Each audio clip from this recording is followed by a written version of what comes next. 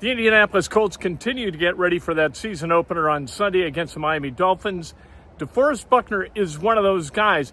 You got to get great play out of DeForest Buckner. He's one of the best 4 players on this team. Those guys have got to be able to show up and show out. You've got advantages at certain spots, the Colts do.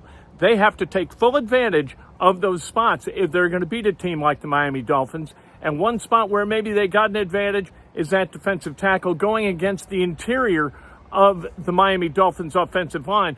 DeForest Buckner getting to Tua, pushing that pile back, pushing that line back, making it so Tua can't step up and into his throw. That's a big deal on Sunday. Here's DeForest Buckner talking about the challenges of playing the Miami Dolphins. Yeah, I mean, they obviously have a lot of good playmakers on offense. They got Tua back there. He's quick, getting the ball out quick. To his playmakers, Tyreek, Waddle. They got I can't pronounce his last name. Running back. A-Chain. Yeah, A-Chain. Yeah. But they do a lot of outside zone schemes and stuff like that. So we do a lot of moving around pre-snap. So we got to be on our P's and Q's. How different is your game plan this time around versus last year when Tua didn't play? I was on IR. That's right. All right. No. I was just, I was doing a lot of rehab and stuff like that, so I wasn't able to be in some of those meetings. Well, how different are your game plans now with Lou instead of Gus? As you prepare game to game? No, like you just heard, over the course of the off season, we have a lot of personnel groups and stuff like that. A lot more to the playbook. So there's a lot to digest, and obviously we didn't do a whole lot in the preseason to show a lot of the stuff that we do. But I'm excited with with everything that he's cooking up. So we just got to go out there and execute. With all the new things, the players, 4 or 5 instrumental players new to the defense, and what you guys have done so far, are you curious what this is going to be when you go out there on Sunday? No, I'm excited. We got a lot more playmakers on the back end, and the guys are just kind of anxious to get ready to start the game. You know what I mean? We've been going against our own offense, all preseason, off season, OTAs.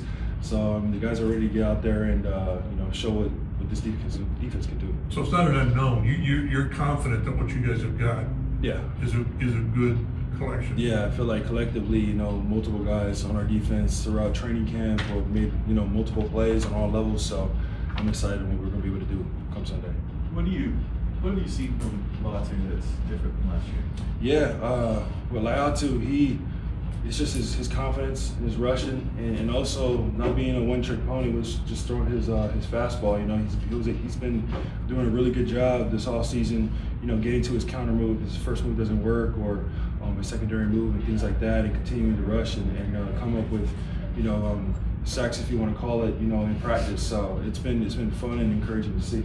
DeForest, you mentioned that you guys are eager, of course, as a defense to show what this is going to look like. You have a number of new additions defensively, but really the core group of this locker room is a lot of guys who've been here together for a while. Yourself, Kenny, Q, JT. And what is the sense of urgency you guys feel going into week 1 to start in the fashion that you just definitely a lot of sense of urgency. You know what I mean? Like you said, we got a lot of core group of guys that's been here for a number of years, and obviously coming up short, 1 play away, 1 game away every year. I mean, we're just eager to change that narrative, and handle business, start fast, and finish faster. So, the guys are just ready to get out there and, put all the naysayers to bed. I know you're a first guy in the building guy. Has Daniel given you a run for his money at all? No, yeah, he's been here early too. So, I continue to stay with my same old routine. You know what I mean? And it's been working for me. So, if he gets here, a couple minutes before me, go for him. He's the quarterback. What's the balance of you say obviously getting close and that frustration, but also it's a new year? Like, how much do you hold on to what you did versus what you want? Yeah, you look at it as scars, right? You got some certain scars throughout the years that you hold on to and you remember to keep as motivation and learn from those past failures and like you said, it's a new year, so you learn from those past failures and you move on and continue to grow as a player, as a teammate, and you know, see what you can do, you know, better this coming year. It's kind of random, but I don't think the Eagles were doing the push last time you played them. But if that's something that's ever come up as a defensive player, how much?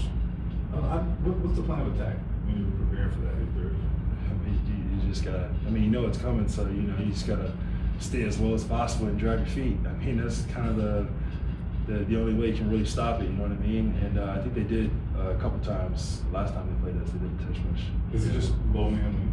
Is that simple? Essentially, that's the nature of the game. And you know they've obviously, you know, they got a great line over there, and you know they've you know been able to do it with really good technique. So I mean they've found there's some secret ingredient that they got going on over there compared to everybody else. But yeah, I mean that's essentially it's just the lowest man wins. When it comes to Daniel or any of the veteran quarterbacks who come in, what do you think the key is to them building a rapport with the team when they're new guys coming in? Yeah, you know, any guy really, quarterback, you know, obviously, especially quarterback, but just building that relationship throughout the offseason, you know what I mean? Coming in, you know, just building a relationship, especially with, you know, obviously your guys on offense, the O-line, receivers, and things like that. And I feel like Daniel has did a really good job since he's been here, you know, being able to reach out to guys and, you know, build those relationships throughout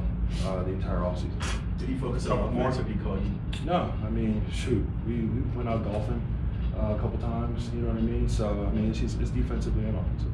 Honoring Jim Irsay on Sunday, how special is that and what does that mean to you? No, yeah, that means a lot. I mean, a bunch of us we've been talking about it, how we really do have to win for Jim and start fast and put something out there that he'll be, you know, proud of, you know, looking down on us, and you know, we definitely take that to heart.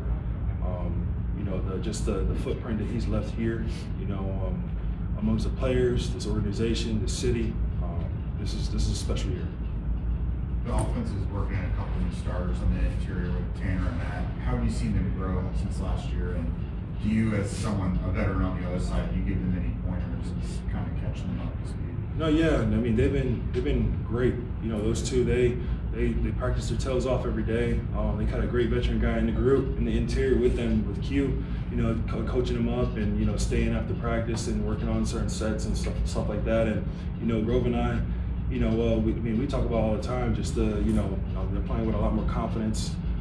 You know, and you know they get under our skin a little bit sometimes throughout practice, which is good. You know what I mean? It's going to be good to continue to build that mentality up front for them, and you know I'm excited of you know the consistency that they're going to play at this year. All right. There's DeForest Buckner, and he is one of the guys that you look at. You know, nobody in the top 100, right? NFL.com, nobody on the Indianapolis Colts in the top 100. If he isn't one of the best 100 players in the NFL, I don't know anything about football. That's a guy who can change the game with his presence. And against a shorter quarterback like Tua, getting his hands up, disrupting where he's trying to throw the football, that's a big deal too.